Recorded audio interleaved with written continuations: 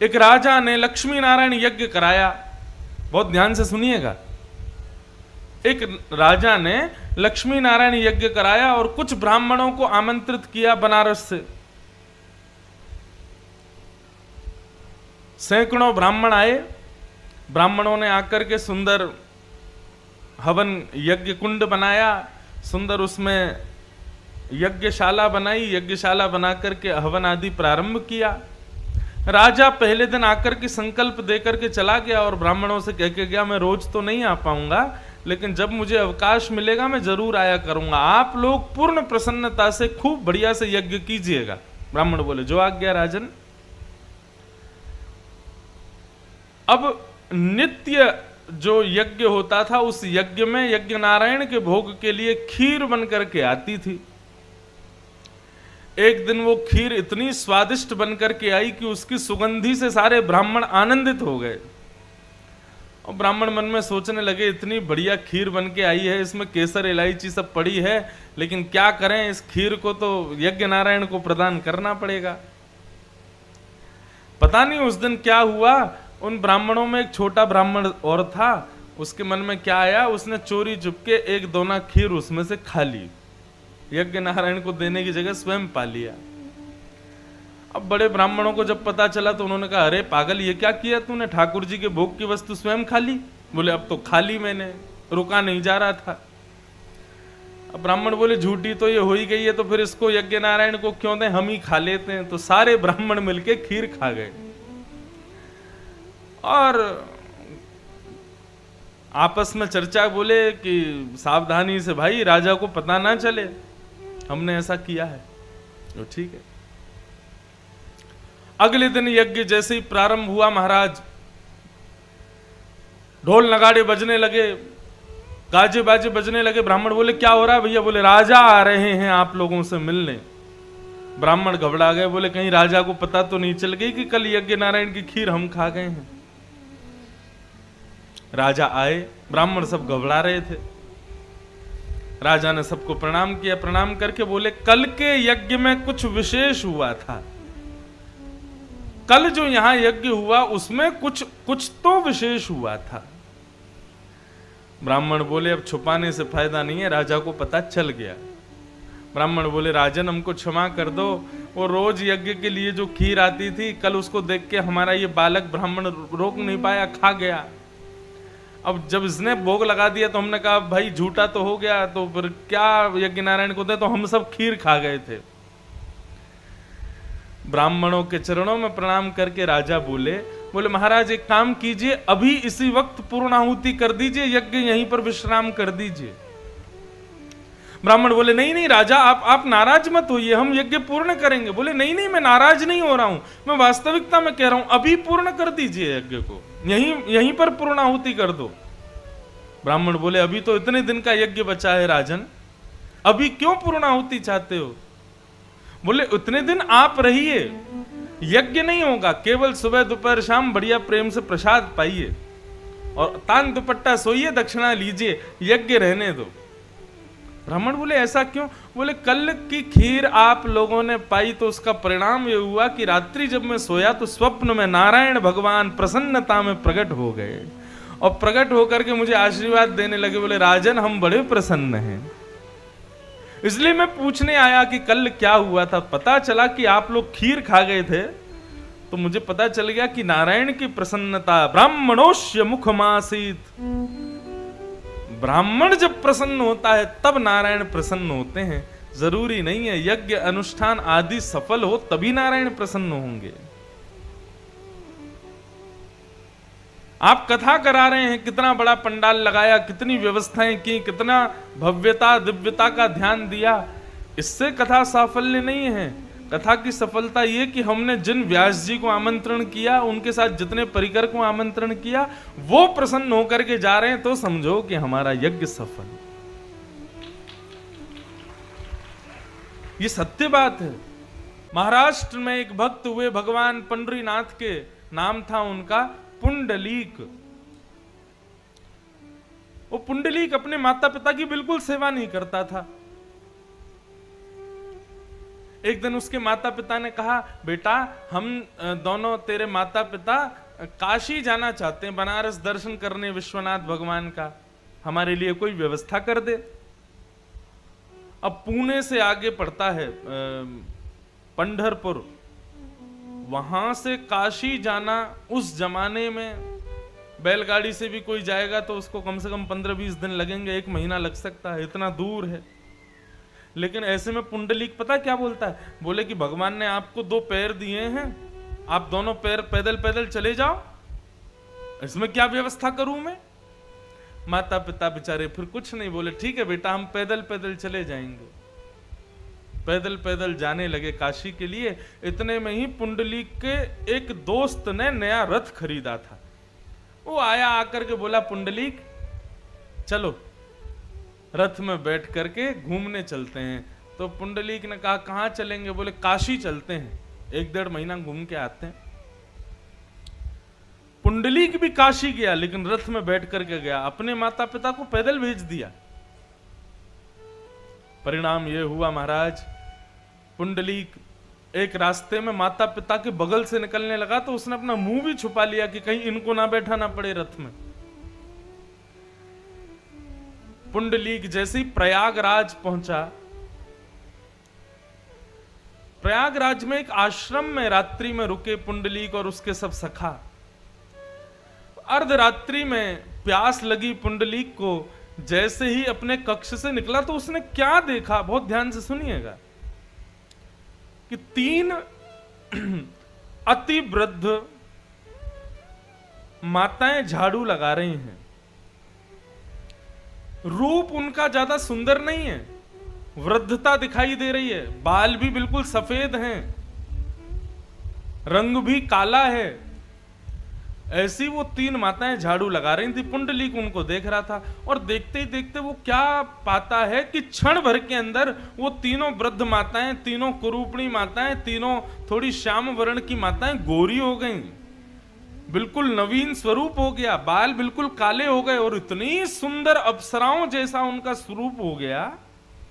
पुंडलीक बोला, ये क्या हुआ? अभी तो ये वृद्ध थी, अभी तो ये कुरूपणी थी, इतनी सुंदर कैसे हो गई? उसने कहा, माताएं मैंने अभी अभी चमत्कार देखा, आप लोग थोड़ी देर पहले बड़ी वृद्ध थी, अब बड़ी युवान हो गई, ये कैसे हुआ? आप लोग कौन हो? तब तीनों ने बताया, बोले बालक हम गंगा, यमुना और सरस्वती 3 नदियां हैं। दुनिया भर के लोग इस प्रयाग की भूमि में आते हैं, आकर के स्नान करते हैं, अपने पापों से हमको मैला कर जाते हैं, अपने पापों को हमारे अंदर ही छोड़ जाते हैं, हमें दूषित कर देते हैं, हमें गंदा कर देते हैं, इसलिए हम लोग ऐसी विचित्र रूप में आ जाती हैं। तत्पश्चात फिर हम लोग इसी प्रकार के आश्रमों में आते हैं और आश्रमों में आकर के झाड़ू करती हैं, बुहार करती हैं। तो यहां आने वाले भक्त वैष्णव संतों की चरण रज जब हमारे सर से लेकर के पैरों तक पड़ती है, उससे हमारे सारे पाप नष्ट हो जाते हैं और हम पुनः सुंदर हो जाते हैं। तो जब हमने झाड़ू लगाना प्रारंभ किया था तब संसार का पाप हमारे भीतर से दिख रहा था, लेकिन झाड़ू लगाते लगाते जब ये रज उड़ करके हमारे अंग पर पड़ती है तो हम सुंदर हो जाती हैं। अब आज पूरे दिन फिर से लोग स्नान करेंगे, फिर से हमको कुरूपणी कर जाएंगे, रात्रि में हम फिर किसी आश्रम में जाके झाड़ू लगा देंगी, वहां से हम फिर पवित्र हो जाएंगे। पुंडलीक बोला, संत महात्माओं के चरणों में रज में इतनी सामर्थ होती है? गंगा, यमुना, सरस्वती बोली, हाँ पुंडलीक, संतों की चरण की रज में बहुत सामर्थ है। बोले इससे भी ज्यादा सामर्थ कहां है? तब तीनों नदियों ने बताया, बोले पुंडलीक, यदि कोई बालक अपने माता पिता की चरण रज को नित्य अपने माथे से लगावे, चाहे उसके माता पिता कैसे भी हों, लेकिन फिर भी उन्हीं को लक्ष्मी नारायण रूप मान करके नित्य उनके चरणों में प्रणाम करे, उनके पैरों की धूल लेकर के अपने माथे से लगावे, कंठ से लगावे, अंग से लगावे, ऐसा बालक जीवन पर्यंत पवित्र रहता है। उसको किसी भी प्रकार का पाप, किसी भी प्रकार की दूषितताएं उस बालक का स्पर्श नहीं करती। पुंडलीक की आंखें खुल गईं, उसी समय रोने लगा, बोले मैंने अपने माता पिता के साथ बहुत अत्याचार किया, बहुत दुराचार किया। लौट करके पुंडलीक गया, बीच रास्ते में माता पिता के चरण पकड़ लिए, अपने मित्र के रथ में बैठा करके वापस पुंडलीक उनको लेकर के पंढरपुर आ गया। और बस उसी दिन से अपने माता पिता को ही सर्वस्व मान करके पुंडलीक नतमस्तक हो गया। अब तो माता पिता के चरण दबाना, उनको खिलाना पिलाना सुलाना, उन्हीं की ही सेवा करना। जैसे हम लोग अपने घर के ठाकुर जी की सेवा करते हैं, ऐसे पुंडलीक अपने घर के माता पिता की सेवा करता था। एक दिन उसकी सेवा से प्रसन्न हो गए और द्वारिकाधीश उसके द्वार पर प्रकट हो गए। बोलो विठ्ठल भगवान की जय। महाराष्ट्र के पंढरपुर में श्री विठ्ठल भगवान ये पुंडलीक के लिए प्रकट हुए। दोनों भुजाओं को कमर पर रख करके पुंडलीक के लिए विठ्ठल प्रकट हो गए। विठ्ठल को देख करके पुंडलीक बोला, भैया कौन? भगवान बोले, पुंडलीक हम द्वारिकाधीश साक्षात नारायण तुम्हारे द्वार पर आए हैं। पुंडलीक बोला, क्यों आए हो? बोले, अरे तुमको दर्शन देने आए हैं। बड़े बड़े ध्यानी, बड़े बड़े तपस्वी हमारे दर्शन के लिए लालायित रहते हैं, लेकिन तुम्हारी माता पिता की सेवा से प्रसन्न होकर के हम तुमको दर्शन देने आए हैं। तो पुंडलीक बोलता है, मैं माता पिता की सेवा अपनी प्रसन्नता के लिए कर रहा हूं, आपको प्रसन्न करने के लिए नहीं कर रहा हूं। और सबसे बड़ी बात ठाकुर जी, मैं माता पिता की सेवा किसी को भी प्रसन्न करने के लिए नहीं, अपने माता पिता को सुखी करने के लिए कर रहा हूं।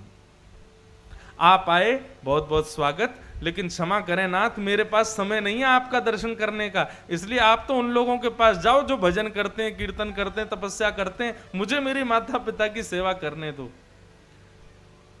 ठाकुर जी बोले, जो अपने माता पिता की सेवा के आगे हमको भी नहीं स्वीकार कर रहा है, ऐसे पुंडलीक के लिए तो भैया हम यहीं खड़े हो जाएंगे। और उसी समय ईंट के ऊपर दोनों भुजाओं को कमर पर रख करके प्रतीक्षा में भगवान पुंडलीक वरदे श्री हरि विठ्ठल प्रकट हो गए। और आज तक प्रतीक्षा कर रहे हैं कि पुंडलीक अपने माता पिता की सेवा से निवृत्त होगा, तब मेरे दर्शन करने आएगा। सोचो, माता पिता की सेवा का परिणाम फल यह है कि साक्षात नारायण आज तक ईंट पे खड़े हैं कि वो जब अपने माता पिता की सेवा से निवृत्त होगा तो मेरे पास आएगा। तो ब्राह्मण देवता को कहा कि मेरी बेटी की कुंडली बनाओ। राजा ने कहा, और कहा बताइए कैसी होगी मेरी पुत्री। पंडित जी ने जैसी कुंडली देखी, कुंडली देखते ही पंडित जी के तो आंखें खुली रह गई महाराज। क्यों? बोले, भैया ये साक्षात लक्ष्मी है। उसकी कुंडली में ऐसा योग था कि वो जहां रहेगी, जहां श्वास लेगी, जहां पर उसके पैर पड़ जाएंगे, मतलब यदि उस राजा की पुत्री यदि बंजर जमीन पर पैर रख दे और वहां यदि खुदाई कर दी जाए तो हीरे जवाहरात निकलेंगे नीचे। वो साक्षात लक्ष्मी है। वो जिस घर में चली जाएगी उस घर में कभी दरिद्रता नहीं आ सकती, कभी लक्ष्मी विहीन वो परिवार नहीं हो सकता। ऐसी वो कन्या, इतना सुंदर उसका भाग्य। लेकिन पंडित जी ने जैसी उसकी कुंडली देखी तो कुंडली देखती पंडित जी को लोभ हो गया। बोले कि ये पुत्री तो हमको प्राप्त हो जाए भैया, ऐसी पुत्री तो हमारी हो जाए तो फिर हम तो माला माल हो जाएंगे, जीवन भर हमको खाना पीना इसी के द्वारा ही मिल जाएगा, घर घर नहीं जाना पड़ेगा, भटकना नहीं पड़ेगा। लोभ हृदय में आ गया। और पंडित जी ने क्या किया, राजा को जाकर के उल्टी बात बता दी और कहा, राजन क्षमा करना, परंतु एकांत में आपसे बात करनी है। राजा एकांत में आए तो पंडित जी ने कह दिया, बोले कि आपकी जो पुत्री है ना, ये आपके लिए बिल्कुल ठीक नहीं है। ये जिस घर में रहेगी वो लक्ष्मीहीन कर देगी, ये जहां जाएगी वहां की सत्ता चली जाएगी, ये जिस घर में रहेगी वहां अकाल मृत्यु होती रहेंगी। इसलिए राजन पुत्री तो फिर हो जाएगी, बालक तो फिर जन्म ले लेगा, लेकिन ऐसे संतान को घर में रखना ठीक नहीं है। हम आपसे प्रार्थना करेंगे इस कन्या को आप किसी को दान कर दो, या फिर इस कन्या को आप लता पत्रों में लपेट के नदी में बहा दो, प्रकृति को प्रदान कर दो।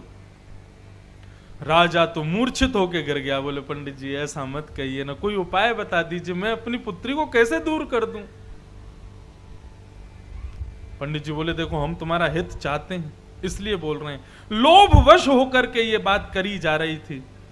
राजा ने कहा तो मुझे अब क्या करना चाहिए बताइए। मैं अपनी पुत्री को दूर नहीं कर सकता, लेकिन मैं चाहता हूं 25 वर्ष तक ये कन्या मेरे पास रहती, फिर मैं इसका ब्याह कर देता, तो तब तक जितना खर्चा इस कन्या के ऊपर होना चाहिए उतने धन के साथ, और इसके विवाह में मुझे जितना धन लगाना था उतना धन और एक बक्से में डाल करके उसके ऊपर कन्या को सुला करके राजा ने कहा अब मैं इसको नदी में प्रवाहित कर दूंगा।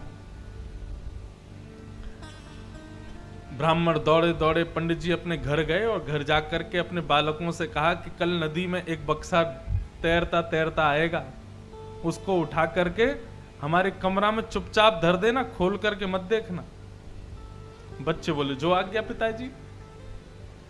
अब यहां राजा ने अपनी पुत्री को रोते रोते, पूरा नगर रो रहा है, इतने सारे धन धान्य सोने चांदी हीरे जवाहरात बक्से में डाल के पुत्री को सुला करके बक्सा बंद करके नदी में प्रवाहित कर दिया।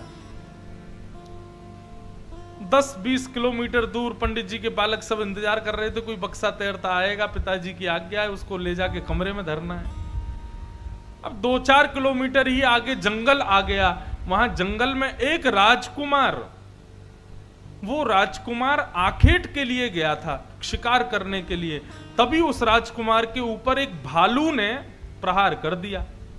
राजकुमार बलवान था तो भालू से लड़ करके भालू को उसने एक पेड़ से बांध दिया। इतने में वो ढूंढ रहा था कि कोई ऐसा स्थान मिले जहां मैं इस भालू को डाल दूं और मैं भागूं यहां से। इतने में ही उसने देखा कि नदी में एक बक्सा तैरता हुआ आ रहा है, तो राजकुमार ने बक्सा निकाल लिया। बक्सा खोल करके देखा तुम्हारा सोने चांदी हीरे जवाहरात और उनके मध्य में परम सुंदरी परम सुकोमला एक कन्या सोई है। राजकुमार तो खुश हो गया, नाचने लगा, बोले मैं अकेला भाई हूं, मैं तो माता पिता से लड़ता था कि मेरे कोई बहन नहीं है, आज देखो ठाकुर जी ने मुझे बहन दे दी। और बहन भी अकेली नहीं आई है, सारी अपने जीवन भर की संपत्ति संग लेके आई है। सारी संपत्ति लेकर के बहन को, उस कन्या को अपनी बहन बना करके राजकुमार ने रख लिया और खाली बक्से में भालू को डाल दिया और नदी में प्रवाहित कर दिया। अब नदी में प्रवाहित जैसे ही किया तो आगे पंडित जी के सारे बेटा बेटा खड़े थे, बोले बक्सा आ रहा है, वो उठा के चुपचाप पिताजी कमरे में धरना है, खोल के भी नहीं देखना है। बक्सा आ रहा था महाराज, उस पर चंदन रोरी सब लगे हुए थे, मालाएं फूल लगे हुए थे। बालकों ने जैसे तैसे उठाया, बोले बड़ा भारी है भैया, उठा ही नहीं जा रहा। और वहां पंडित जी दौड़ते दौड़ते आए, बोले कहाँ है बक्सा? बोले पिताजी मिल गया, बहुत भारी है, उठ नहीं रहा। बोले रुको मैं भी कंधा लगाता हूँ। सब कंधा लगा करके घर पे लाए। बोले चुपचाप मेरे कमरे में धर दो, कोई मत आना भीतर। कमरे के अंदर बक्सा धर दिया। पंडित जी ने प्रसाद पाया, अंदर गए, चटकनी लगाई और कहा आहा लक्ष्मी आ गई है साक्षात घर पे। जैसे ही बक्सा खोला महाराज, भालू निकल गया और निकलते ही महाराज विदीर्ण कर दिया, नष्ट हो गया। कहने का अभिप्राय, पाप के बाप का नाम है लोभ। लोभ कभी मत करो, किसी को भी नहीं करना चाहिए। एक कथा याद आ गई मुझे, सुना दूं थोड़ी। भगवान श्री कृष्ण बड़े बैलेंस में रहते थे अपने परिवार के साथ। ठाकुर जी के सामीप्य रहने वाले 3 सबसे समीप में रहने वाले लोग थे भगवान के। पहला सुदर्शन चक्र, नित्य भगवान के पास रहता था। ये सुदर्शन चक्र कोई आयुध के रूप में इसको मत देखिएगा, ये भी चैतन्य है। सुदर्शन चक्र हम आपकी तरह ये भी सोचता है, ये भी बोलता है, बस देखने में चक्र की तरह है, ये चैतन्य है। तो भगवान के सबसे सामीप्य में रहने वाली पहली वस्तु सुदर्शन चक्र, ठाकुर जी के सामीप्य में रहने वाली दूसरी वस्तु गरुण जी, और ठाकुर जी के अति सामीप्य में रहने वाली तीसरी वस्तु और तीसरा भाव भगवान की अत्यंत सुंदर पत्नी सत्यभामा। तीनों भगवान के पास ही रहते थे, एक प्रकार से 24 घंटे भगवान के संग रहते थे। लेकिन इतना सामीप्य भगवान ने इन लोगों को दे दिया कि जिसकी वजह से तीनों में अहंकार ने जन्म ले लिया। सुदर्शन चक्र को लगा कि मेरे बिना तो भगवान किसी का वध ही नहीं करते, मैं नहीं हूं तो भगवान किसी को मार ही नहीं पाएंगे। गरुण जी बोले मेरे बिना ठाकुर जी कहीं जाते नहीं है, जब तक मैं नहीं रहूंगा ठाकुर जी को कहीं जाना है तो मेरी प्रतीक्षा करनी पड़ती है। और सत्यभामा को अहंकार हो गया कि 16,108 पटरानियां हैं लेकिन ठाकुर जी राज सिंहासन पर मेरे साथ ही बैठते हैं क्योंकि मैं सबसे सुंदर हूं। तीनों को अभिमान हो गया। भगवान बोले अब इनको क्या बताएं हम, वास्तव में सुदर्शन चक्र में मारने की शक्ति नहीं है। सुदर्शन चक्र का यदि हम त्याग कर दें ना तो बड़े बड़े राक्षस इसको नष्ट कर देंगे। गरुण का यदि हम त्याग कर दें तो महाराज कितने राक्षस पीछे पड़े हैं गरुण को मारने के लिए। वास्तव में सत्यभामा को लगता है कि वो बहुत सुंदर है, लेकिन वास्तव में जब वो हमारे बगल में बैठती है हमारे प्रकाश से उसका सौंदर्य निखरता है। यदि हम उठ के चले जाएं तो सत्यभामा को कोई देखेगा भी नहीं।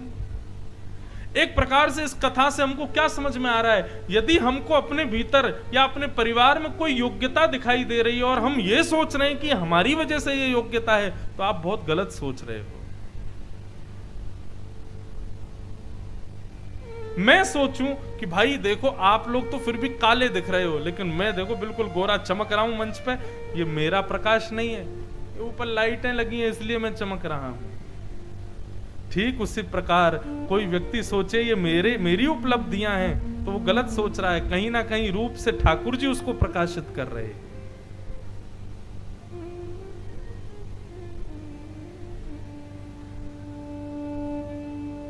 भगवान ने एक दिन नेत्र बंद करके अभिमान का हनन करने वाले, मान का हनन करने वाले, जिनका नाम ही है हनुमान, जो मान का हनन करता है उसी को हनुमान कहते हैं।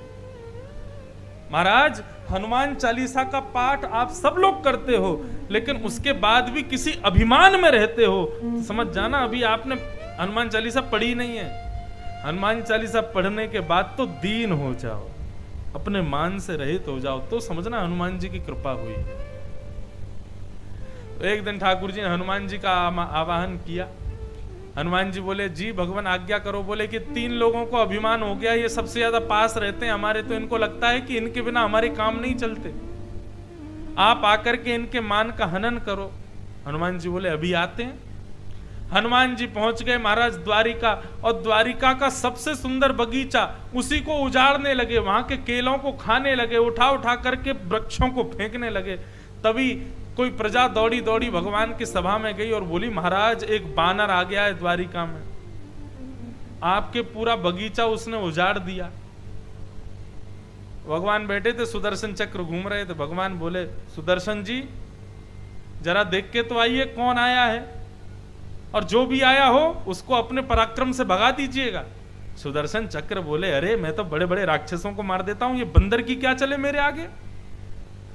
सुदर्शन जी जैसे ही गए महाराज बगीचे में, हनुमान जी बैठ के केला खा रहे थे।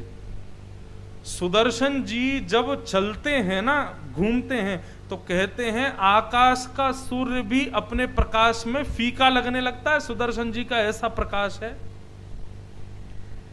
सुदर्शन जी जैसे ही आए, हनुमान जी ने दूर से ही सुदर्शन जी को देखा। सुदर्शन जी द्रुत गति से हनुमान जी की ओर जाने लगे। हनुमान जी ने एक हाथ से पकड़ करके मरोड़ के अपनी कांख में दबा लिया और बैठ गए यूं ही। सुदर्शन जी की सांस फूल गई भीतर पड़े पड़े, और हनुमान जी यूं ही बैठ गए। 1 दिन 2 दिन 3 दिन तक हनुमान जी ऐसे ही बैठे रहे। सुदर्शन जी निकल भी नहीं पाए वहां से। और कहां सुदर्शन जी का इतना पराक्रम कि सूर्य भी फीका उनके आगे। 3 दिन हो गए, सुदर्शन जी लौट करके नहीं आए, तो भगवान बोले गरुण जी ये हमारा सुदर्शन कहां चला गया? बानर को भगाने गया था, खुद ही भाग गया। गरुड़ जी बोले नहीं नहीं, सुदर्शन जी बहुत बलवान है, ऐसा हो ही नहीं सकता कि कोई बानर उनको परास्त कर दे, रुकिए मैं अभी जाता हूं। गरुड़ जी महाराज गए तो जाकर के देखा बगीचे के मध्य में बानर बैठा केले खा रहा, एक तरफ केले के छिलकों का ढेर, 3 दिन से केला ही खा रहे हैं, और पूरा बगीचा उजाड़ दिया। गरुड़ जी ने दूर से देखा ये बानर तो यहां सही सलामत बैठा है, हमारे वो कहां है सुदर्शन जी? तभी देखा चीख निकल रही है, बगल कांख में दबे पड़े हैं सुदर्शन जी, और हनुमान जी ने दबा रखा है जोर से। गरुड़ जी आए, बोले भैया ये कोई और नहीं है तो हनुमान जी हैं, चरणों में प्रणाम किया, तो क्षमा करिए बानर राज, आपको बानर जानकर के सुदर्शन जी आ गए, इनका अपराध क्षमा कर दो। ये पहचान नहीं पाए कि आप तो हनुमान हो, अनंत बलवंत हनुमंत लाल हो। अरे आप यहां क्यों बैठे हो? अब चलिए ना द्वारिकाधीश के पास चलो।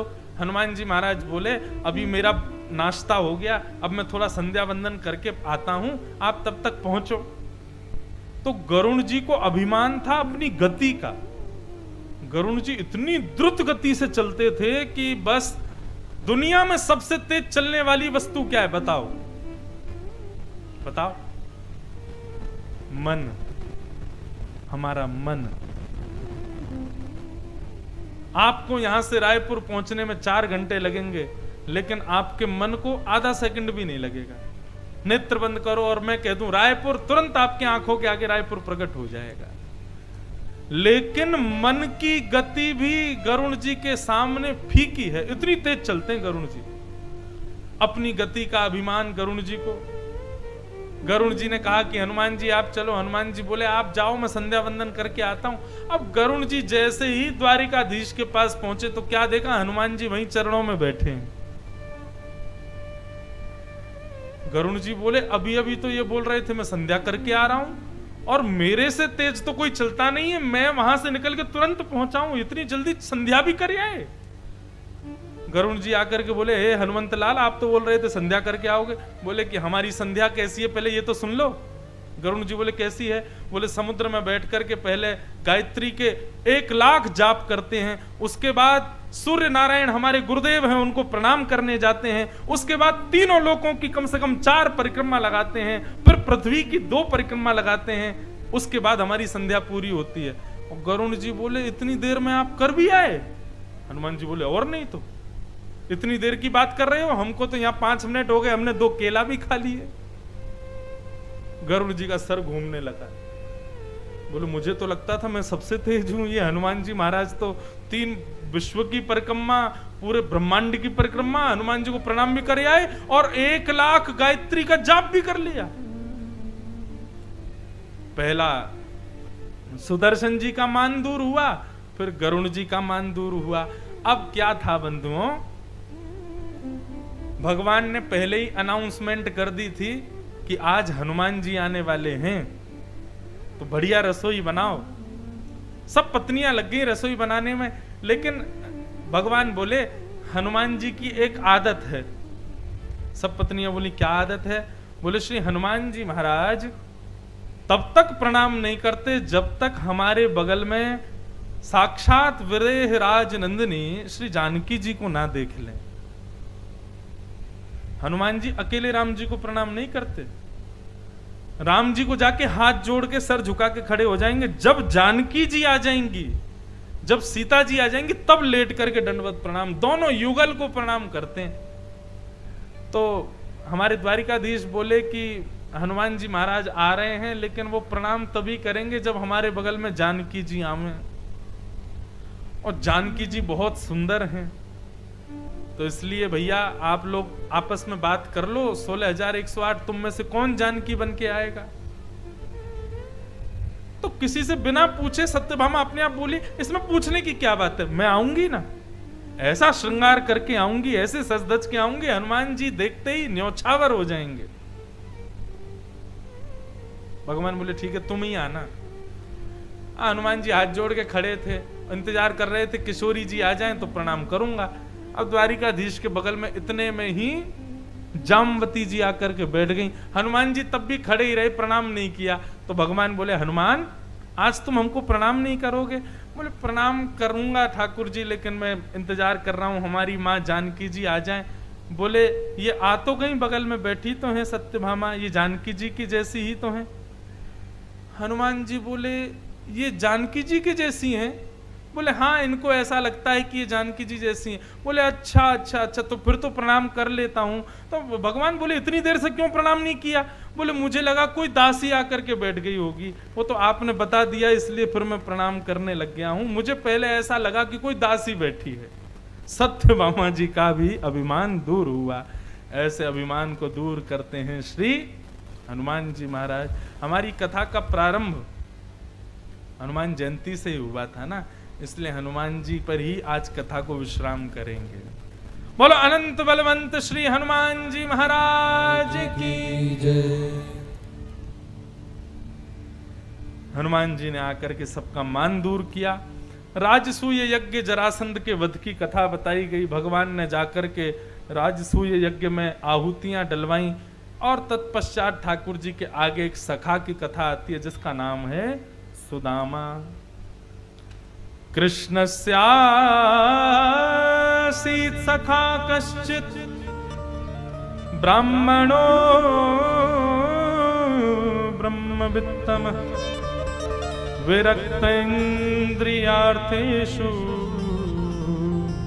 प्रशांतात्मा जितेंद्रिय। बहुत ध्यान से सुनिएगा। भगवान के एक सखा हुए, उनका नाम था श्री सुदामा जी महाराज। बंधुओं, सखा और मित्र में अंतर होता है।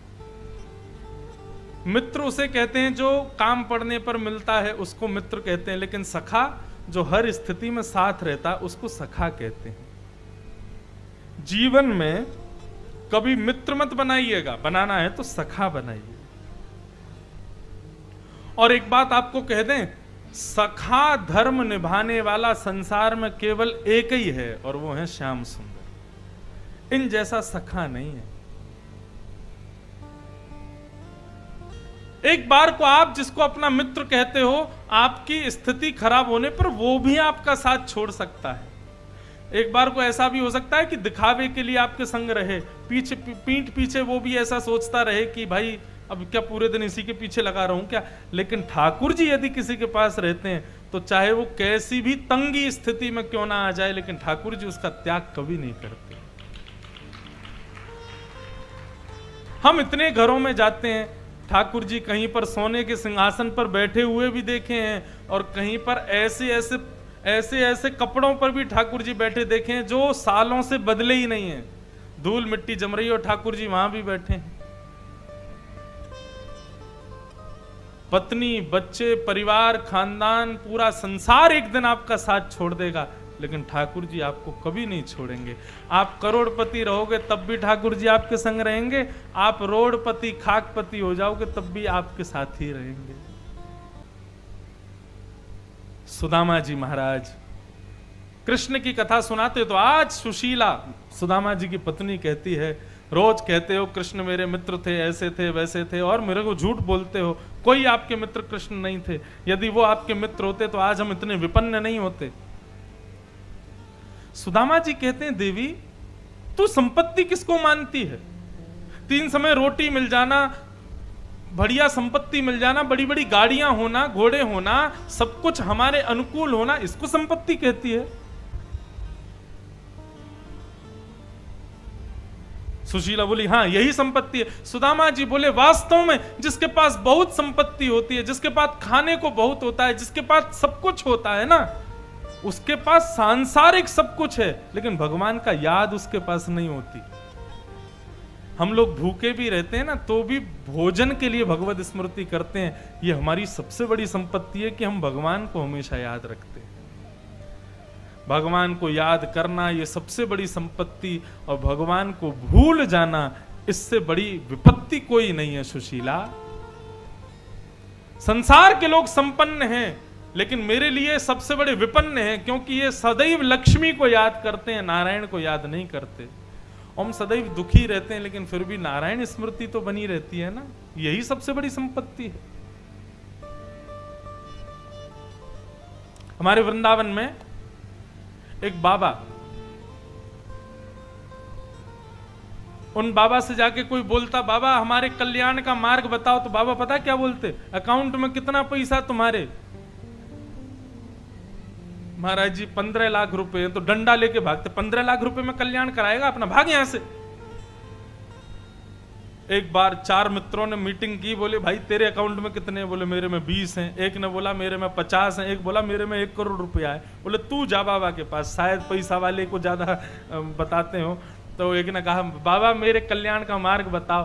बाबा बोले अकाउंट में कितना पैसा? बोले 1 करोड़। बाबा उसके पीछे पत्थर लेके भागे, बोले 1 करोड़ में कल्याण कराएगा? शिष्यों ने पकड़ लिया, बोले बाबा आप ही बता दो कितनी रकम होनी चाहिए जिससे कल्याण हो। तो बाबा बोले अरे मूर्खों, मैं सांसारिक बैंक अकाउंट की नहीं कह रहा, मैं कह रहा हूं कितना नाम रोज बैंक में जमा करते हो, कितना ठाकुर जी के नाम का स्मरण करते हो। यदि उसमें कहते कि हाँ हम रोज 1008 कृष्ण नाम जपते हैं, हम रोज 1 लाख कृष्ण नाम जपते हैं, हम रोज 1 लाख रूपी कृष्ण नाम बैंक में इकट्ठा कर चुके हैं, तब मैं बताता कि कल्याण कैसे होगा। एक हमारे वृंदावन के बाबा, उनको कोई ऐसे लिफाफा दे दे तो बाबा पता क्या कहते हैं, कितना है इसमें? और सामने वाला कहे बाबा अब जो है सो है। बोले नहीं कितना है बताओ। बोले आप खोल के देखो। हम नहीं देखेंगे, तुम ही बताओ कितना है। 500 रुपया। अच्छा बैठो बेटा, अब गिनती करो 500 बार राधा राधा राधा राधा राधा राधा बोलो, और गिनती एक बार भी छूटनी नहीं चाहिए। 500 बार राधा राधा राधा राधा। जब वो 500 राधा बोल देगा, सो लिफाफा उसकी गोद में रख देते हैं। बोले बस मेरी दक्षिणा मुझे मिल गई, अब इसको ले जाओ। बाबा ये आपके लिए। बोले ये किसी विपन्न को दे देना, मेरी दक्षिणा तो राधा नाम है, तुमने 500 बार मुझको दे दिया, मेरी दक्षिणा मुझे मिल गई। और एक बार तो बड़ा तगड़ा फंसा, एक वो 11,000 का लिफाफा बना के ले गया। उसको क्या पता थी बाबा ऐसे करते, उसने चढ़ा दिए। बाबा बोले कितना है इसमें? बोले बस बाबा कुछ नहीं, 6 सेब है छोटी सी। बोले कितना है? बोले 11,000 है। बाबा बोले बहुत बढ़िया, बैठो। जप 11,000, राधा राधा राधा 11,000 जप जाए तब उसको दे देते हैं। बोले ले जाओ, ये किसी गौशाला में दे देना, किसी गरीब कन्या के विवाह के लिए दे देना, मेरी दक्षिणा तो नाम है। सुदामा जी ऐसे संपन्न हैं, सांसारिक विपत्तियां उनको विपत्ति लगती नहीं है। आज यदि रोटी ना मिले तो यह मत सोचो कि हमारे जीवन में हमने क्या बुरा किया, लेकिन किसी दिन यदि भगवान को याद ना करो तो चिंता करना कि आज हमने भगवान को याद नहीं किया। ये सबसे बड़ी विपत्ति है संसार की। सुदामा जी की प्रसन्नता का कारण ये, वो रोज भगवान को याद करते हैं। और सबसे बड़ी बात, लोग भगवान को याद करते हैं अपनी सुख समृद्धि मिले इसलिए, लेकिन सुदामा जी कभी भगवान से प्रार्थना नहीं करते कि मेरा घर बनवा दो, मेरे को ये करवा दो, बस मेरे को आपकी याद आती रहे, बस इससे ज्यादा मुझे और कुछ नहीं चाहिए। आज सुदामा जी की पत्नी सुशीला ने पीछे पड़ करके सौगंध खिला दी। बोले जाओ द्वारिकाधीश से मिलकर के आओ, यदि नहीं गए तो मैं बच्चों को लेकर के कहीं और चली जाऊंगी। सुदामा जी महाराज बड़े दुखी हो गए। बोले देवी द्वारिकाधीश तो मेरे हृदय में बसते हैं, तो फिर उनके पास जाने की आवश्यकता क्या है? बोली औषधि तो घर में रखी है, तो फिर वैद्य के पास जाने की आवश्यकता क्या है? आज जाइए और मिल के आइए। 4 घर के मुट्ठी चावल पोटली बना करके दे दिए। बोले जाइए, और मित्र के घर खाली हाथ नहीं जाते, लेके जाना। सुदामा जी महाराज निकल पड़े। 18 दिन बीत गए चलते चलते। सुदामा जी ने एक बार कहीं पूछा भैया द्वारिका कितनी दूर है? लोग हंसने लगे। बोले द्वारिका का रास्ता तो पीछे निकल गया महाराज, यहां से लगभग 60 मील उल्टा जाइए, वहां से फिर 200 मील और है द्वारिका। सुदामा जी बोले तो फिर अगले जन्म में ही पहुंचेंगे हम, इस जन्म में तो पहुंचने से रहे। लेकिन सुदामा जी तो वही नदी के किनारे बैठ गए, कीर्तन करने लगे। दूर नगरी, आज वहीं सो गए। लेकिन थोड़ी देर में नेत्र खुले तो महाराज सोने की नगरी में पहुंच गए। जय श्री कृष्ण नाम की ध्वनि सुनाई देने लगी। सुदामा जी ने पूछा भैया ये कौन सी नगरी है? हम तो किसी नदी के किनारे सोए थे, यहाँ कैसे आ गए? किसी ने बताया, बोले सुदामा जी यह द्वारिका नगरी है। द्वारिका का नाम सुनते ही सुदामा जी तो मंत्रमुग्ध हो गए। बोले वाह लाला, तेरी कृपा मैंने देखी ना, देख मुंह पे कैसी कृपा करे, कहां सोयो कहां आ गए हो। द्वारिकाधीश के द्वारपालों से जाकर के सुदामा जी ने अपना परिचय दिया। हम भगवान के बचपन के सखा हैं, ठाकुर जी से प्रार्थना कर दो, उनसे मिलने आए हैं। लोग बाग यहां पर कहते हैं कि महाराज सुदामा जी को धक्के देकर के और द्वारपालों ने भगा दिया और ये कर दिया वो कर दिया। खुद विचार करो, खुद सोचो, भगवान के द्वारपाल हैं तो इतना भी शिष्टाचार उनको नहीं आता कि ब्राह्मण और संतों से कैसे बात करनी चाहिए? ऐसा हुआ ही नहीं है कभी। लोग अपने आप बात बना देते हैं कि सुदामा जी को द्वारपालों ने धक्के दे दिए, उनको भगा दिया, बोले यहां मत बैठो, कहां से आ गए हो, मुंह उठा के तन पे नहीं ललता, चल दिए कलकत्ता। ये सब बातें नहीं है। भगवान के द्वारपाल हैं, शिष्टाचारी द्वारपाल हैं, वो सब जानते हैं किससे कैसा व्यवहार करना है। अंदर जाकर के द्वारपालों ने द्वारिकाधीश को बताया, बोले कि हे द्वारिकाधीश, द्वार पर एक दुर्बल सा ब्राह्मण आया है, आपको अपना बचपन का सखा बता रहा है। उन्होंने अपना नाम सुदामा बताया है। सुदामा जी का नाम सुनते ही ठाकुर जी भोजन थाली से उठ करके गए नहीं, दौड़े। महामंत्री, सेनापति, अधिपति, भगवान की सब पटरानियां पीछे दौड़ रही हैं, ठाकुर जी किसी की नहीं सुन रहे। मेरा भक्त आया है, मेरा मित्र आया, मेरा सुदामा आया है। भगवान के नाम को प्रधानता देने वाला, ठाकुर जी की स्मृति को ही सर्वसंपत्ति मानने वाले के लिए ठाकुर जी इतने व्याकुल होते हैं, ये इस बात का प्रमाण है।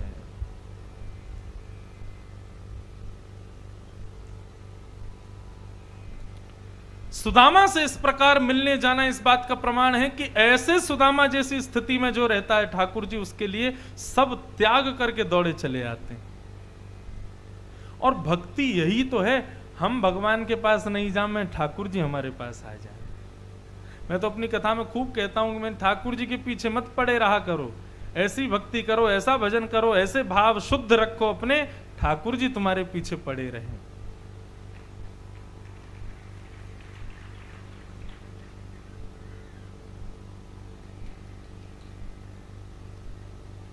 सुदामा जी को जाकर के ठाकुर जी ने अपने राजभवन में प्रवेश कराया, अपने राज सिंहासन पर बिठाया। देख सुदामा की दीन दशा, करुणा करके करुणानिधि रोए, पानी परात को हाथ छुयो नहीं, नैनन के जलसों पग धोए। ठाकुर जी ने सुदामा जी के चरणों को धोया अपने नेत्रों के आंसू से।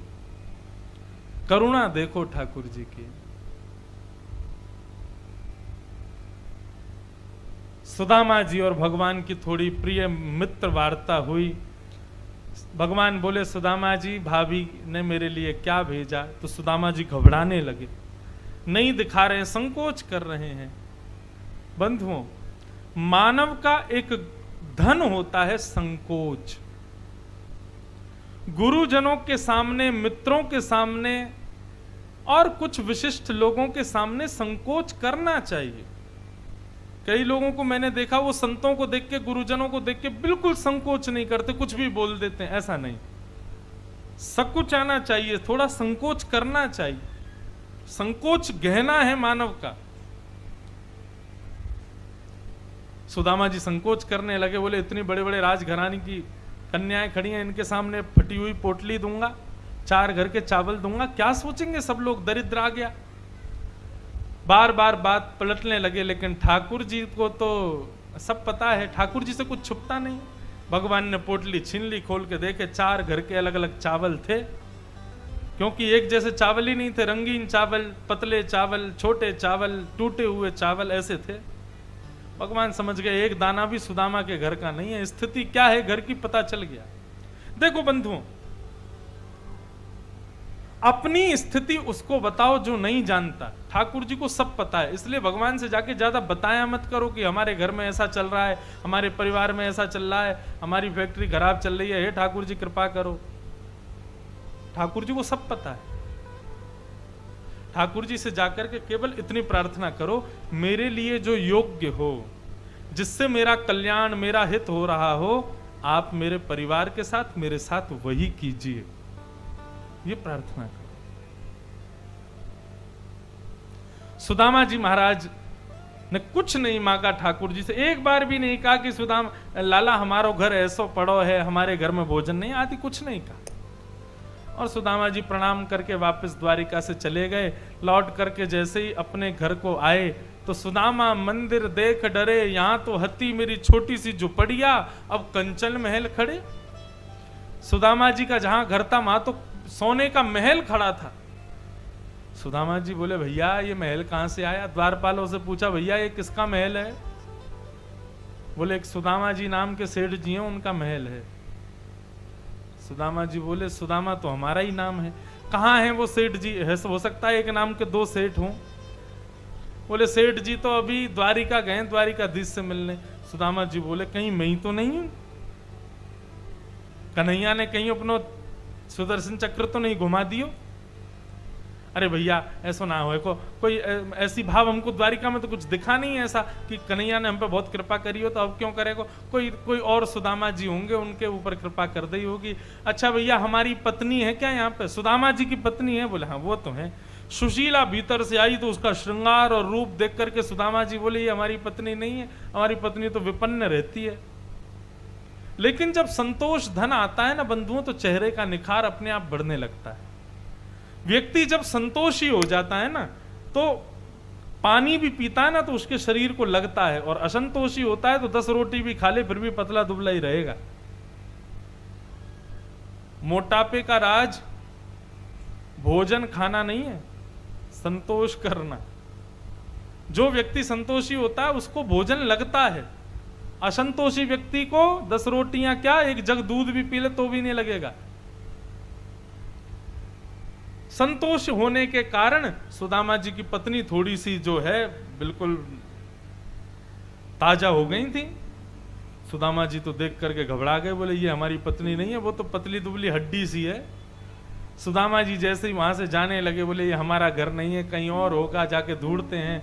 जैसे ही सुदामा जी गए इतने में ही पीछे से आवाज आई, सुदामा जी। पीछे मुड़ करके जब देखा तो पत्नी बच्चों के मध्य में स्वयं शंख चक्र गदा पद्मधारी द्वारिकाधीश भी खड़े हैं।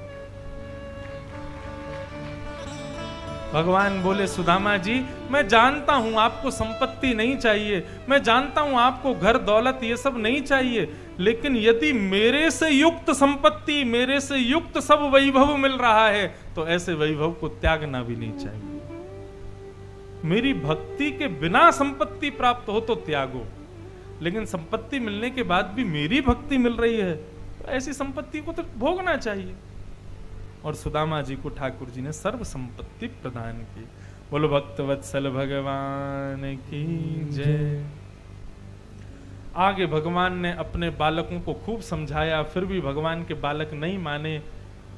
शाम्ब को पोटली बांध करके साड़ी पहना करके कन्या रूप धारण करा के ले गए। संतों से पूछने लगे बताओ नई बहू आई है, इसके गर्भ से बेटा होगा या बेटी?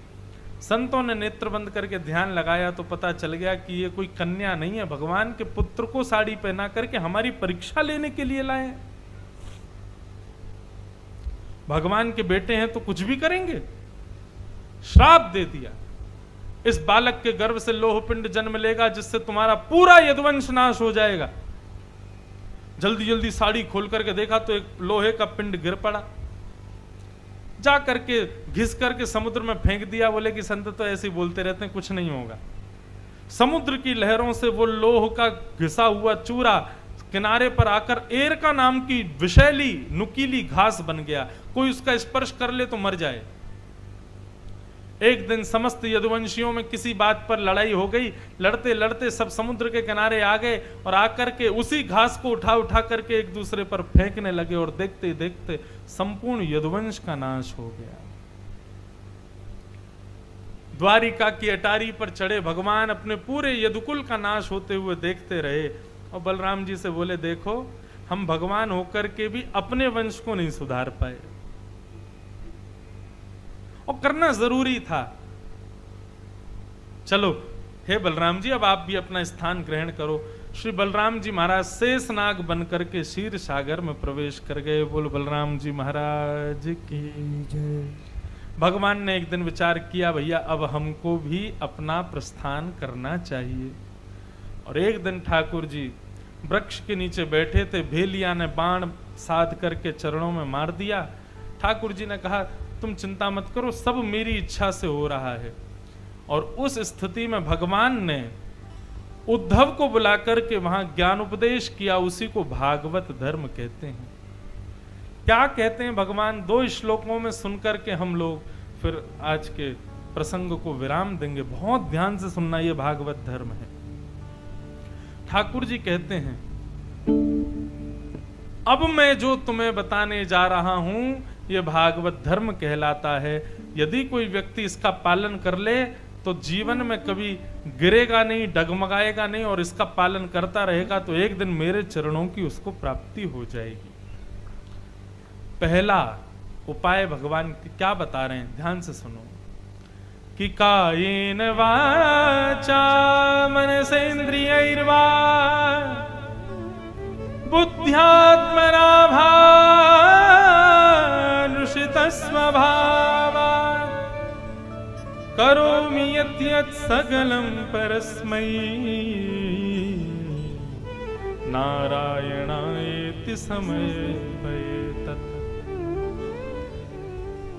संसार में कुछ भी करो, अपने शरीर से, बुद्धि से, मन से, विचार से, कर्म से कुछ भी अच्छा करो, उसका फल, उसका श्रेय कभी खुद को मत दो।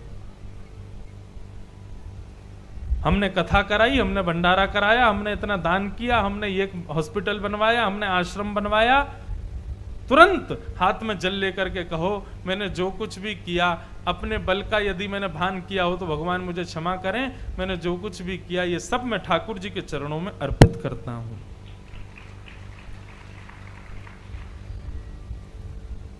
करोमि यत् यत् सकलम परस्मै नारायणायेति समर्पयामि। जो कुछ भी करो सब भगवान को अर्पित कर दो। इसका प्रभाव क्या होगा बंधुओं? यदि आप कोई भी पूजा पाठ, अनुष्ठान, व्रत, नियम, गंगा स्नान, तीर्थ यात्रा, कुछ भी पुण्य का काम करोगे और तुरंत जल लेकर के भगवान के चरणों में अर्पित कर दोगे तो आपका पुण्य भगवान के पास इकट्ठा हो जाएगा।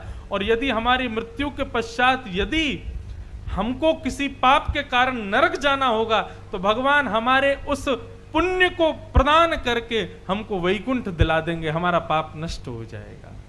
समझ में आई बात? नहीं आई अभी? घर में बहुत जरूरत पड़ जाए, पैसे खत्म हो जाएं तो बैंक अकाउंट होगा, उसमें जो पैसे हैं निकाल करके अपना उपयोग कर लो। ठीक उसी प्रकार संसार का कुछ पता नहीं है, कब कहां किस स्थिति में हमारी मृत्यु हो जाए, क्या पता हमसे कोई पाप बन जाए और उस पाप के प्रभाव से हमको नरक जाना पड़ा।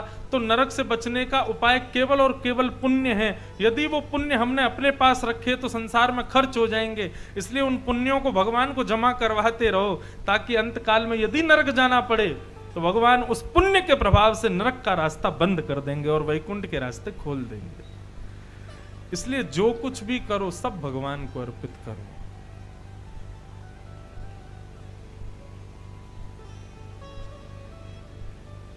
और दूसरा भगवान उपाय बताते हैं, खम वायु यज्ञम सलिलम महिम च ज्योतिम से सत्वानि दिशो द्रुमादि यत्किंचि भूते प्रणमेत अनन्यम सरित समुद्रांश हरे शरीरम। आंखों के आगे दिखने वाली हर वस्तु को हरि शरीर मान करके सबको प्रणाम करो। हमारे वृंदावन में एक प्रसिद्ध मंदिर है, उसका नाम है पागल बाबा मंदिर। क्या नाम है? जो लोग वृंदावन आए उनको पता होगा पागल बाबा मंदिर। क्यों था पागल बाबा मंदिर? एक बाबा थे, उनका नाम था पागल बाबा। नाम उनका कुछ और था लेकिन सब उनको पागल बाबा कहते थे। क्यों? वो आंखों के आगे कोई भी आ जाए उसको दंडवत प्रणाम करते थे। एक दिन सूकर आ गया, जैसे सूगर आया तो उसको प्रणाम करने लगे। सब बोले अरे राम राम राम राम बाबा, नाली के सूगर को प्रणाम कर रहे हो। तो वो बाबा बंगाली में कहते थे, अमी पागल मानुष, अमी बूझते पारो ना, सर्वम खलु इदम ब्रह्म। तुम्हारी दृष्टि में सूकर है लेकिन मेरी दृष्टि में बराह है। तुम्हारी दृष्टि में बंदर है, मेरी दृष्टि में हनुमान है। तुम्हारी दृष्टि में चींटी है, लेकिन क्या इस चींटी के अंदर भगवान नहीं है? इसमें भी है। इसलिए सबको प्रणाम करते थे, इसलिए सब उनको पागल बाबा कहते थे। उन्हीं के नाम से प्रसिद्ध है पागल बाबा मंदिर। यहाँ पे ठाकुर जी वही कह रहे हैं, जिसको भी आंखों के आगे देखो, सब में गुण का दर्शन करो और सब में मुझे देख के सबको प्रणाम करो। इस प्रकार भगवान ने भागवत धर्म का निरूपण किया। भगवान बोले, अब मैं अपनी लीला पूर्ण कर रहा हूं। उद्धव जी बोले, ठाकुर जी आप चले जाओगे तो आपके बगैर हम कैसे जिएंगे? भगवान बोले, मेरी ओर देखो, मैं भी बताता हूं मैं कहां रहूंगा। उद्धव जी भगवान को देखने लगे तो ठाकुर जी एक दिव्य ज्योति में परिणत हो गए और 7 बार आकाश में भ्रमण करते करते करते तिरोधाय प्रविष्टोयम श्रीमद्भागवतार्णवम्, ऐसे परीक्षित को शाप लगा। सुखदेव जी ने 7 दिन कथा सुनाई। आज 7वां दिन विश्राम हुआ। सुखदेव जी ने परीक्षित से पूछा, परीक्षित तुमने 7 दिन तक जितने प्रश्न किए मैंने सबका उत्तर दिया, आज 7वां दिन है, कथा विश्राम हो रही है, अब मैं तुमसे पूछ रहा हूं, बताओ अब क्या होने वाला है? बोले, महाराज तक्षक सर्प आएगा, मेरे शरीर को डसेगा, लेकिन मुझे नहीं डस सकता, क्योंकि मैं तो नित्य मुक्त शुद्ध चिन्मय आत्मा हूं। इस शरीर का त्याग करके परमात्मा में विलीन हो जाऊंगा। परीक्षित जी की इस बात को सुनकर सुखदेव जी बोले, बस राजन, अब तुमको कुछ और सुनाना शेष नहीं है, तुमको सब प्राप्त हो गया। माया और भगवान में भेद हो जाना, यही भागवत का मुख्य उद्देश्य है। मृत्यु मेरी नहीं होती, मोटा शरीर होता है, पतला शरीर होता है, दुख शरीर को होता है, पीड़ा शरीर को होती है, सब शरीर के धर्म हैं। हम तो नित्य मुक्त शुद्ध आत्मा हैं। इस शरीर में कुछ दिन के लिए किराए पर रहने आए हैं, एक दिन इस शरीर को त्याग के परमात्मा में विलीन हो जाएंगे। ऐसी बुद्धि जिस दिन प्रकट हो जाए, समझ जाना भगवत कृपा हम पर हुई है।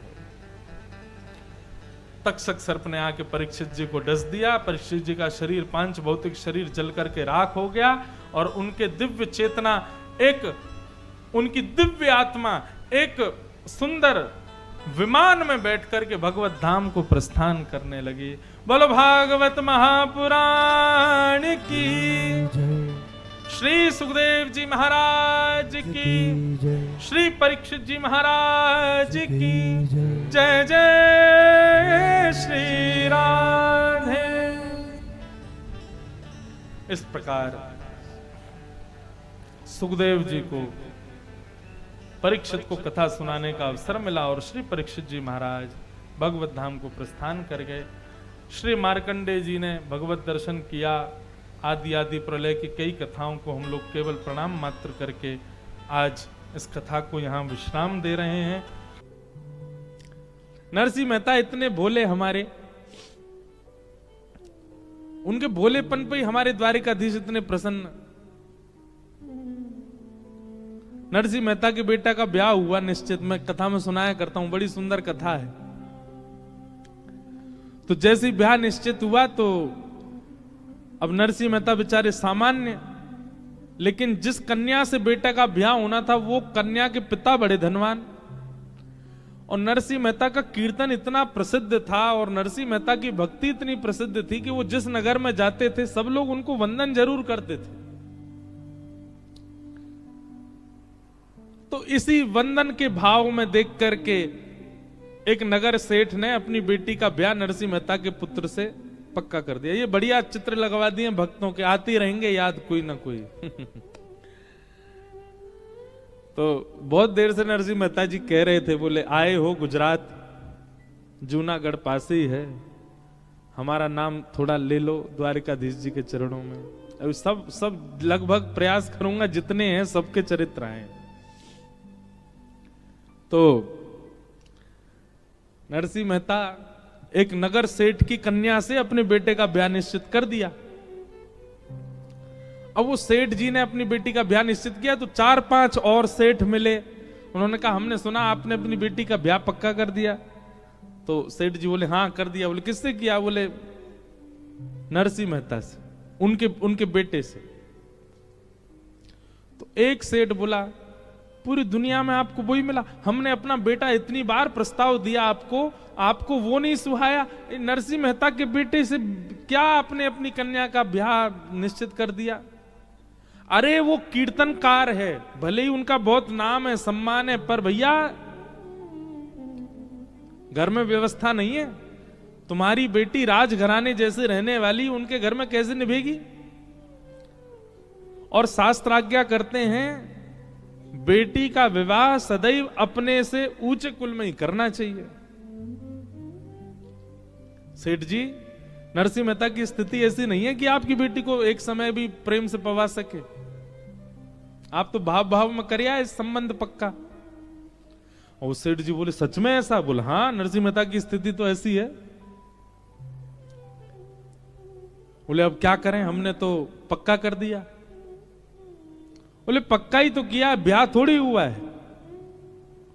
ब्याह हो जाए तो बात अलग है, अभी पक्का ही तो हुआ है, तोड़ दो संबंध। सेठ जी बोले ऐसा अच्छा नहीं लगता ये तोड़ना। अभी आज का समय थोड़ी ही था, आज के समय में तो कुछ भी संभव है, पर उस समय पे लोग संकोच करते थे। नरसिंह मेहता बड़ा संकोच करें कैसे, वो सेठ जी बड़ा संकोच करें, कैसे मना करूं मैं एक बार हाँ कहने के बाद। तो एक सेठ जी ने बड़ा दिमाग लगाया, बोले सुनो एक काम करो। बोले क्या? एक पत्र लिखो और पत्र में लिखो कि हमारी बेटी को ब्याहने के लिए जब आओ तो ऐसी बारात लेके आना। कैसी बारात लेके आना? बोले 100 तो हाथी हों, 200 घोड़े हों, 50 प्रकार के बैंड बाजे हों, और जितने बाराती आमे सबके गले में सोने के मणि माणिकों के हार, नवलखा के हार हों। जितने बाराती आमे सब बड़े सुंदर दिखने वाले हों, सबकी अचकनें इतनी महंगी हों, आदि आदि। ये सब पत्र में लिख करके आप नरसिंह मेहता को भेज दो। नरसिंह मेहता जैसे पत्र देखेगा और सोचेगा इतनी व्यवस्था तो हम कर ही नहीं सकते, अपने आप खुद ही तोड़ देगा संबंध, आपकी बेटी सुरक्षित हो जाएगी। हाँ बोले ये बात ठीक है, व्यवस्था इतनी बता दो कि सामने वाला पहली हाथ खड़ा कर दे। पत्र लिखा महाराज, उसमें 100 हाथी। सेठ जी बोले 100 नहीं 200 ही कर दो सीधे, देखते ही हिल जाए नरसिंह मेहता। 200 हाथी कर दिए, 400-500 घोड़े कर दिए, और उन घोड़सवार हाथी सवार बढ़िया ऐसी अचकन हो, नवलखा के हार हो, आदि आदि सब विस्तार से 3-4 पत्रों में भर करके भेज दिया। पत्र लिख करके, पत्र को बढ़िया बंद करके और ऊपर लिख दिया जय श्री कृष्ण, भेज दिया। नरसिंह मेहता बैठे अपना कीर्तन कर रहे थे, तभी पत्रकार लेकर के आया पत्र, और आकर के बोला महाराज आपके लिए पत्र आया। नरसिंह मेहता बोले दिखाओ। पत्र देखा, पत्र के ऊपर लिखा था जय श्री कृष्ण। बोले ए सुनो इधर आओ, इस पे क्या लिखा है? बोले जय श्री कृष्ण। बोले जय श्री कृष्ण लिखा है, कहीं पर भी जय श्री नरसिंह लिखा है? नरसिंह मेहता लिखा है? कहीं नहीं लिखा। तो मेरा पत्र क्यों हुआ? जय श्री कृष्ण लिखा है, इसका मतलब ठाकुर जी का पत्र है, मेरा पत्र नहीं है ये। और भैया किसी और का पत्र तो खोलना भी नहीं चाहिए, जिसका पत्र वही देखेगा। नरसिंह मेहता ने खोला ही नहीं, दर दिया ठाकुर जी के। ठाकुर जी आपके किसी प्रेमी ने आपके लिए पत्र भेजा, बड़ा भारी पत्र है, अब मैं तो इसको खोलूंगा नहीं नाथ। और आप तो बड़े लीलाधारी हो, क्या पता रुक्मणी जी के मन में कोई भाव आ गया हो, हैं उन्होंने कोई पत्र भेज दिया हो, क्या पता जामवती सत्यभामा सब द्वारिका में हैं, आपसे कोई लीला कर रही हो, इसलिए पत्र भेजा। मैं तो नहीं पढ़ूंगा ठाकुर जी, आपका निज पत्र है, देख लीजिएगा इसमें क्या लिखा है। और पत्र धर दिया, खोला ही नहीं। ठाकुर जी मन ही मन सोच रहे नरसिंह 200 हाथी लिखे इसमें, खुल तो ले एक बार। पर नरसिंह मेहता तो ठाकुर जी को छोड़ दिया। अब यहां सेठ जी ने कुछ दिन प्रतीक्षा करी कि नरसिंह मेहता संबंध तोड़ने का कुछ भाव करेंगे, पर नरसिंह मेहता की तरफ से तो कोई प्रस्ताव ऐसा आया नहीं। सेठ जी ने बीच में एक बार किसी को भेजा, बोले जाके देख पूछ के आओ नरसिंह मेहता तैयारी कर रहा है क्या। तो कोई गया, जाकर बोला बोले हम तुम्हारे बेटे का जहां संबंध हुआ वहीं से आए हैं, वो लोग पूछ रहे हैं सब तैयारी। हाँ सब तैयारी चल रही है महाराज, हम बारात लेके आएंगे, उनसे कह दीजिएगा, कोई चिंता की बात नहीं। उस व्यक्ति ने जाके कहा तो उनको सेठ जी को विश्वास हो गया, जो जो हमने लिखा वैसी ही बारात आएगी।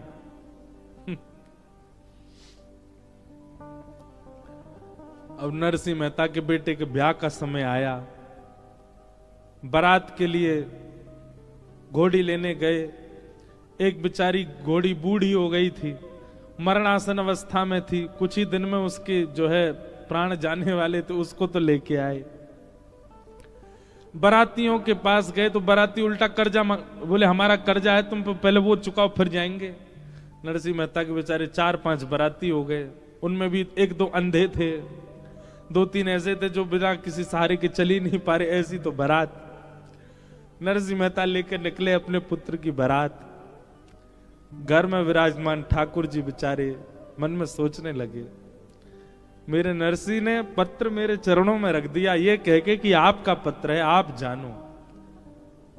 अब तो मुझे ही जानना पड़ेगा। और जो जो पत्र में लिखा था सब ठाकुर जी ने देख लिया। हमारे श्री द्वारिकाधीश तुरंत बलराम जी के पास गए, बोले दाऊ दादा चलो। बोले कहां? बोले बारात में जानो। बोले कौन की? एक हमारे भक्त है वहां के लाला की बारात में जानो, चलो। और यदुवंशियों को सबको तैयार कर दिया महाराज। इसी कलिकाल में ऐसे सुंदर सुंदर हाथी, हाथियों के ऊपर रत्न जड़ित सिंहासन, उन सिंहासनों पर सुंदर सुंदर राजा बैठे हैं। दुनिया भर के घोड़े, उन घोड़ों पर सुंदर यदुवंशी बैठे हैं। यहां से कुछ घोड़े आ रहे हैं, इधर से कुछ हाथी आ रहे हैं। इतने में बीच में जाने कौन आकर के वो बूढ़ी सी जो घोड़ी चल रही थी उसको हटा के बढ़िया सी घोड़ी पर उनके पुत्र को बैठा दिया। नरसिंह मेहता सोचने लगे हमारा पुत्र घूमता रहता, उसके मित्र वित्र ही आ रहे होंगे सब। देखते देखते नरसिंह मेहता को क्या पता, वो तो कीर्तन करते हुए चल रहे थे। जैसा जैसा पत्र में लिखा था वैसी ही बारात निर्मित होती चली गई। दूर दूर तक महाराज देखें तो राजकुमारी राजकुमार चल रहे हैं, सब यदुवंशी। वो सेठ जी जिनकी पुत्री से ब्याह होना था, उनसे किसी ने जाके कहा, बोले नरसिंह मेहता के पुत्र की बारात आ रही है। बोले यहां से नहीं दिखेगी, किसी पहाड़ी पे ऊपर चढ़ के चोटी पे से देखनी पड़ेगी, इतनी विशाल बारात है। बारात जाकर के देखी महाराज, ऐसे ऐसे हाथी, ऐसे सुंदर उनके दांत, ऐसे सुंदर घोड़े, ऐसे सुंदर राजकुमार। और उस बारात में सबसे आगे जब देखा तो नरसिंह मेहता का पुत्र एक घोड़ी पर बैठ करके चल रहा है, और एक तरफ साक्षात श्री बलराम जी और दूसरी तरफ श्री द्वारिकाधीश नृत्य करते हुए बारात लेकर के जा रहे हैं। क्यों? नरसिंह मेहता ने समर्पण कर दिया।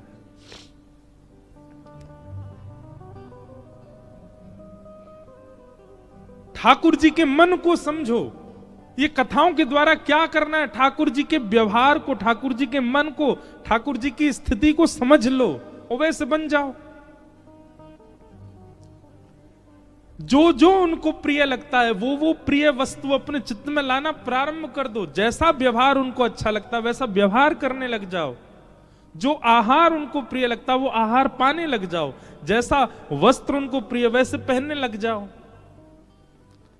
ये कथाएं किस लिए होती हैं? ये पितृ मुक्ति के लिए, ग्रह शांति के लिए, व्यापार वर्धन के लिए। ये सब नहीं है, ये सब आप अपने कर्मों से कर सकते हैं। ये तो केवल भगवत प्राप्ति के लिए कथा है। और भगवत प्राप्ति कब होगी? जब जिससे संबंध बनाना पहले उसको जान तो लो वो है कैसे। आज हमने क्या सीखा? ठाकुर जी को गुरु निष्ठा बहुत प्रिय है, तो अपने गुरु के प्रति निष्ठा प्रगाढ़ कर लो।